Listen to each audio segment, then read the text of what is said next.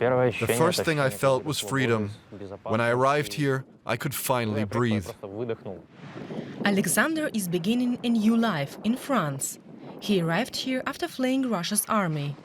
It was one of the hardest decisions of his life.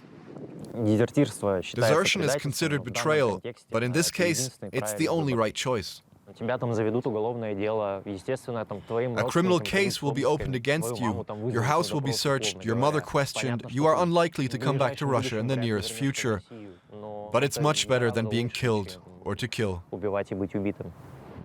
Alexander was a liaison officer in the Russian army and was not directly involved in combat. Disillusioned with the army, he tried to quit several times in 2021.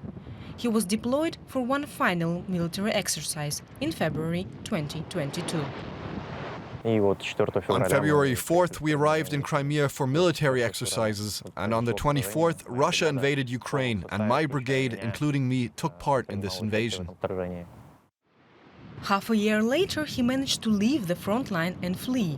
Without a passport, he ran to Kazakhstan, with his wife, Irina, alongside him.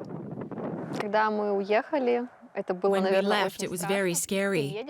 You run away and realize that your future is uncertain and that they will search for you. But I didn't think twice about following him. I couldn't leave him alone.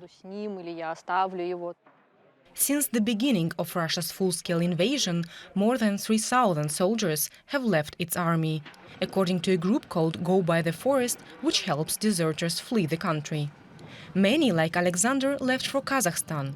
There they lived in fear of deportation and persecution. But determined to counter Russia's war in Ukraine, Alexander and several other deserters started a project, Farewell to Arms, encouraging their fellow soldiers to refuse to fight. Seeking asylum beyond Kazakhstan, their efforts in promoting peace helped convince officials in France to allow 6 deserters and their partners into the country. This unprecedented move followed a year of hard work by several human rights groups. Each case was checked by activists like Olga. We can guarantee, first of all, to ourselves and to the European authorities that these people did not kill. We are sure that this really weakens the Russian army. And our goal is, in fact, that more and more people in Russia lay down their arms, leave the army, and leave Ukraine.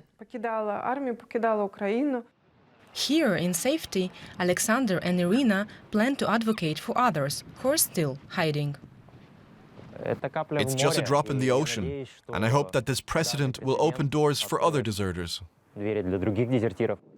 For now, they are getting used to being able to sleep at night and are starting to make plans for their future. I have a dream to travel through France, maybe even go overseas sometime, but that's still far away.